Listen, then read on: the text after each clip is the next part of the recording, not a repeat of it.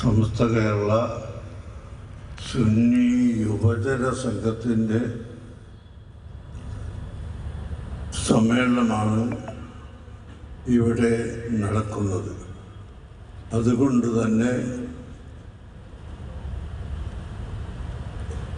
ആരാണ് സുന്നി എന്നും അഹ്ലുസുന്നത്തി വൽ ജമാഅത്ത് വിശ്വസിക്കുന്ന വിശ്വാസം എന്താണ് എന്നും ഈ സമ്മേളനങ്ങളിൽ വിവരിക്കേണ്ടത് ആവശ്യമാണ്. അതാണ് വേറൊരു അബ്ദുറഹ്മാൻ സഖാഫി ആരംഭിച്ചു കൊണ്ടിരുന്നത്. ഞാൻ അതിൻ്റെ ഇടക്ക് കൂടുതൽ സമുദായമില്ലാത്തത് കൊണ്ട് 2 വാക്ക് മാത്രം പറയുകയാണ്. നമ്മുടെ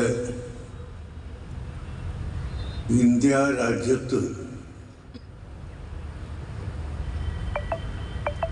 അല്പകാലങ്ങൾക്ക് മുമ്പ് ഉണ്ടായിരുന്ന മതസൗഹാർദ്ദവും മതമൈത്രിയും സ്നേഹബന്ധവും ഇപ്പോൾ കുറഞ്ഞു വരികയാണ്. അതിന്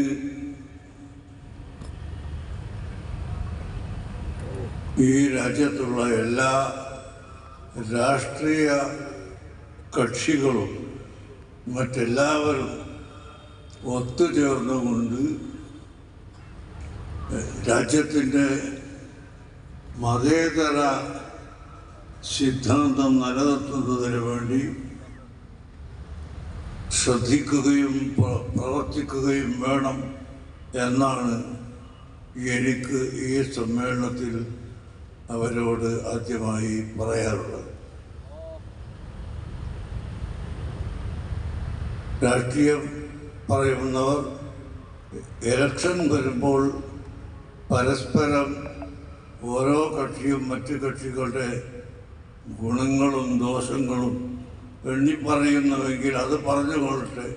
എന്നാൽ അത് കഴിഞ്ഞാലെങ്കിലും ഈ രാജ്യത്തിൻ്റെ ഭദ്രത നിലനിർത്തുന്നതിന് എല്ലാവരും ഒത്തുചേർന്ന് പ്രവർത്തിക്കണം എന്ന് ഞാൻ ഈ സമയത്ത് അഭ്യർത്ഥിക്കുകയാണ്. അതിനുവേണ്ടി നിലകൊള്ളുന്ന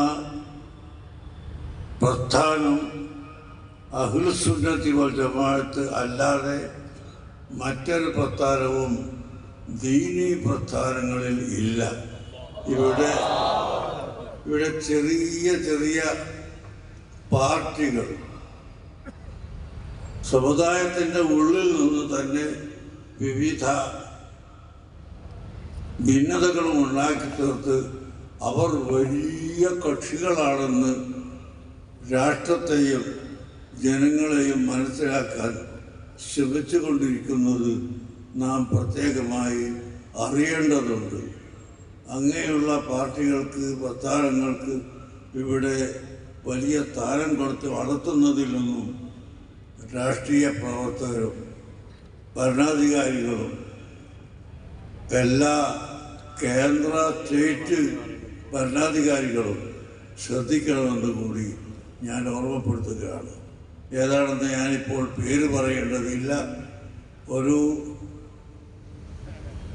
0.5% പോലും ഇല്ലാത്ത ചില കക്ഷികൾ പരിശുദ്ധ ദീനിൻ്റെ ഉള്ളിൽ നിന്ന് പരിശുദ്ധ ഖുർആനെയും ഹദീസിനെയും വികലമായി ചിത്രീകരിച്ച് അവരിവിടുത്തെ വലിയ പാർട്ടികളാണെന്ന് മറ്റുള്ളവരെ മനസ്സിലാക്കിക്കൊണ്ട് പ്രവർത്തിക്കുകയാണ്. ആ അവസ്ഥ ഇവിടെയുള്ള എല്ലാ ജനങ്ങളും മനസ്സിലാക്കണം. അഹ്ലുസുന്നത്ത് വൽ ജമാഅത്ത് ഇവിടെ പാരമ്പര്യമായി ഇന്ത്യ രാജ്യം നിലനിന്നത് മുതൽ ഉള്ള സംഘടനയാണ്. എല്ലാവർക്കും അറിയാം, ഇന്ത്യ രാജ്യത്ത് ആദ്യമായി കേട്ട ശബ്ദം തൗഹീദിൻ്റെ ശബ്ദമാണ്. കാരണം അമ്പിയാക്കളുടെയും സർവ്വജനങ്ങളുടെയും പിതാവായ ഒന്നാമത്തെ മനുഷ്യർ ആദം അലൈഹി സ്വലാത്തു വസ്സലാം ഇറങ്ങിയിട്ടുള്ളത് ഇന്ത്യ രാജ്യത്താണ്. അവിഭക്ത ഇന്ത്യയാണ്. ഇപ്പോൾ ആ തലം ഇന്ത്യയിൽപ്പെട്ടതല്ലെങ്കിൽ പോലും അന്ന് ഇന്ത്യ രാജ്യത്തിൽപ്പെട്ട സ്ഥലമായിരുന്നു. അതുകൊണ്ട് തന്നെ ലാ ഇലാഹ ഇല്ലല്ലാഹു മുഹമ്മദുർ റസൂലുള്ളാഹ് എന്ന് നാം പറയുന്ന ഈ കലിമത്തു തൗഹീദിൻ്റെ ഒന്നാം ഭാഗമായ ലാ ഇലാഹ ഇല്ലല്ലാഹ് എന്ന കലിമത്തു തൗഹീദ് ആദ്യമായി ലോകത്തിന് ഇന്ത്യ രാജ്യത്തുള്ള ജനങ്ങൾക്കാണ് ആദം നബി അലൈഹിസ്സലാം കേൾപ്പിച്ചിട്ടുള്ളത്. അന്ന് മുതൽ ശേഷം എത്രയോ അമ്പിയാക്കളും സ്വാലിഹീങ്ങളും ഇവിടെ കഴിഞ്ഞുപോയി. എന്നാൽ അവർ പഠിപ്പിച്ച തൗഹീദിൻ്റെ അർത്ഥം ഒരിക്കലും ഇവിടെ വികലമാക്കാൻ ആർക്കും സാധിച്ചിട്ടില്ല എന്നതാണ് സത്യം.